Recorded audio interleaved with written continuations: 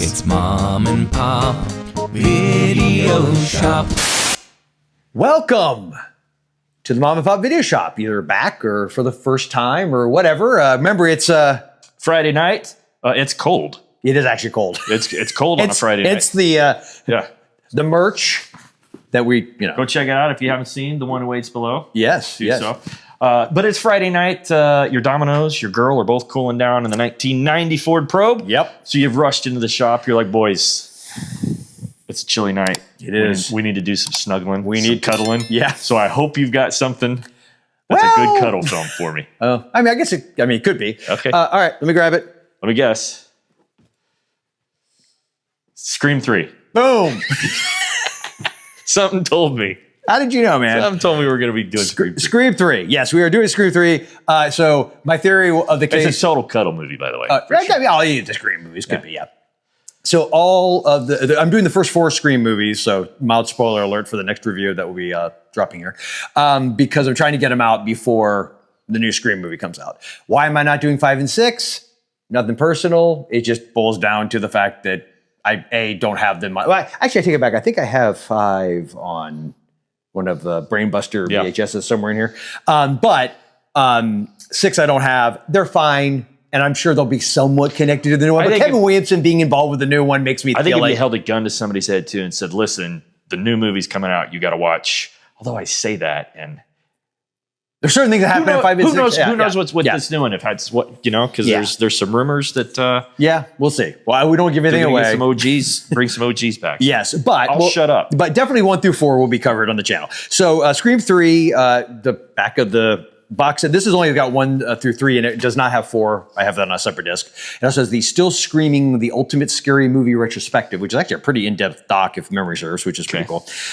So yeah, Scream 3, if I can read this. While Sydney lives in While Sydney lives in safely guarded seclusion, bodies begin dropping around the Hollywood set of Stab 3, the latest movie based on the gruesome Woodsboro killings. The escalating terror finally brings Sydney out of hiding, drawing her and the other survivors once again into an insidious game of horror movie mayhem that's a suspenseful, clever, and very entertaining installment in the wildly popular Scream franchise. So Scream 3 was always, of the original 4, for a while there, it was my 3rd favorite. I 100% agree. But then I rewatched Scream 4 before the new Scream movies came out, and it fell to last place. Of the original 4. I'm not including 5 and 6 in this equation. And I never could quite figure out why. Well, I rewatched it within the last couple weeks with my sons because they hadn't seen it yet. You watched 3? We actually rewatched all for original 4. Dude, I like this one way more than it's so weird. It totally grew on me too. I know. It's so strange because for some reason I had a memory of it being because Kevin Williamson didn't write it. It was Aaron Kruger was the writer. Craven obviously directed it. And there was a few, it is a little goofier than the other ones, in the sense of they all have a sense of humor about them. But the Parker Posey character, who I love, I love her, but the character's obviously very over the top, and it's very just a bit much. I just feel like this is the franchise, in my opinion, that sort of wrote the book on meta.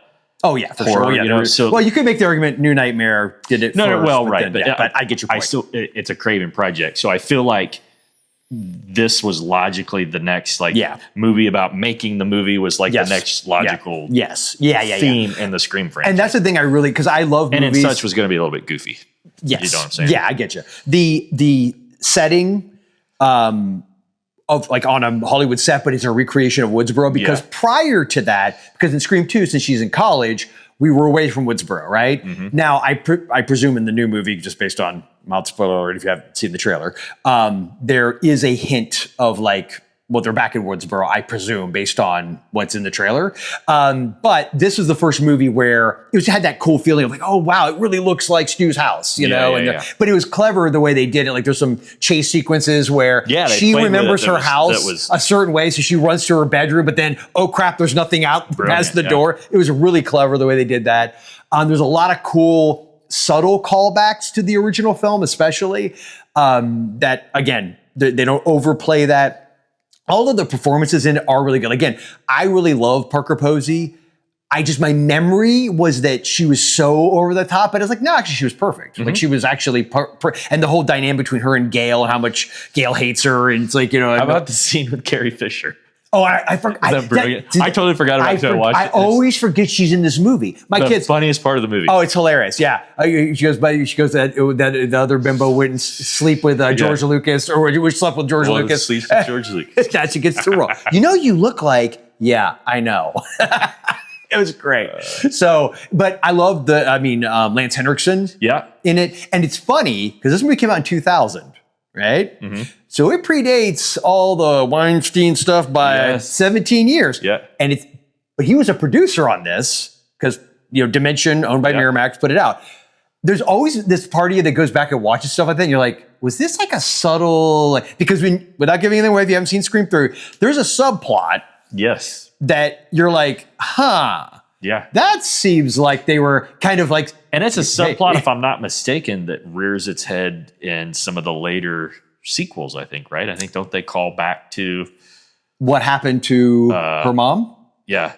I'd be honest with you, 4 is less about that. Well, this plays 5 and 6 maybe. I just don't really remember. And again, I hate to spoil this one because it's... Well, we're going to assume you've seen it. If not, then... Here's the thing. The other thing I love about this that I think, if I'm not mistaken, is unique to the entire franchise is, as far as we know, as of now, there's only one killer. Oh.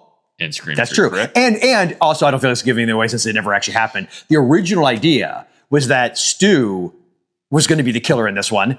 For all of you haters out there that say, Stu can't be in the new movie. Well, Kevin Williamson's original intent was that Stu, and it was going to be like a cult of Ghostface killers. I think they changed a lot of that after Columbine. Yeah. Because they were going to be like younger teenagers. And so the whole, I'm of the opinion, okay, I don't see how one thing connected to the other than the violent teenager angle. But whenever it's some kind of big traumatic, tragic thing like that happens, I know there's always this knee-jerk reaction of like, oh, we can't.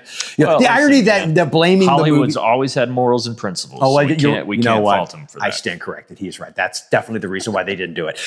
So originally, because I think originally it was going to come out in 99, and then it came out in 2000. Yeah. But probably the biggest tragedy in this, and it just goes without saying, is Courtney Cox's haircut. And I think she's commented on it since then.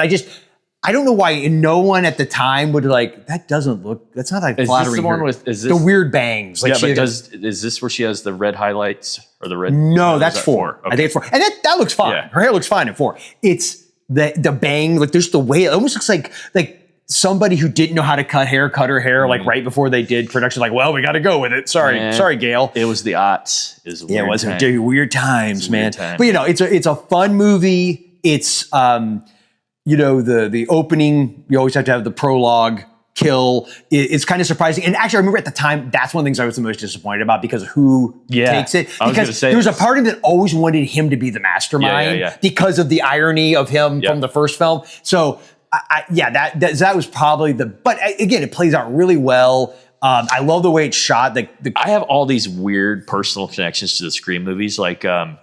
If you watch the opening, and are we naming the character or not? Oh, go ahead. Cotton Weary. Yes. In his apartment, at least 2 of the framed paintings that he has in his apartment, I have in my house, in my kitchen. That's weird. And then in the first movie, I just noticed this because I finally got to watch it on a big screen when Drew Barrymore's character. Oh, Casey Becker? Casey, yeah. When she's hunkered down behind the TV when she first realized that shit's happening. On the bookshelf is this first edition Churchill's World War II series. Yeah. And I've got the exact same bindings and everything. What you do, dude, is totally tell people from their props from Scream 1 to Scream 3. Come on. Exactly. I love doing that though when you see weird shit. Oh yeah. Yeah, that is cool. No, I love that. I love it. Anyway. So Scream 3, initially I went into this assuming it would be a 3 taper for me. I'm going to say 4. It's a 4, which is funny because I think I made 2 was a 4 or 4.5. So this is right. This is probably up there. And actually, it's funny. My kids like this more than 2. They said they like this one a lot more than 2. They're at an age I could probably get that. So for me, here's the thing. I got to call the original a 5. Yeah, 100%. I got to call Scream 2 a 4. Okay. Which means that if I call this a 4, I think it's as good as Scream 2, which is not the case. So I'm going to go 5, 4, 3.5 on. Okay, you know what's funny? I'm going to say 4, and I said 4 in Scream 2 because after rewatching them back to back like that, I used to always feel like Scream 2 was. I think I enjoyed watching this as much as I did rewatching Scream 2. I don't know why. And maybe it's because there's a key character that dies in 2 that still to this day always pisses me off. So I got to let that go. And I know it's like, all right, it happens. It is what it is. Of course, he kind of makes a mild I love the dynamic in this too with what Sydney's doing. Like at this time in her life. Yeah, it's really interesting how it was interesting. How that happens. Yeah. So if you've never seen Scream 3, we haven't like horribly spoiled it. We definitely didn't give away killer and all that kind of stuff. But definitely check it out. Let us know in the comments below if you're a fan of this particular one or if this is like your least favorite in the series. I have no idea. But yeah, for me, I honestly, again, I feel like those first 4 movies in general, obviously the first one is here.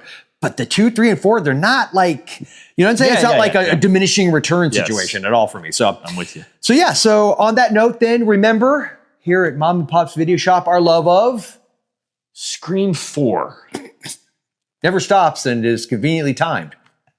Mom and Pop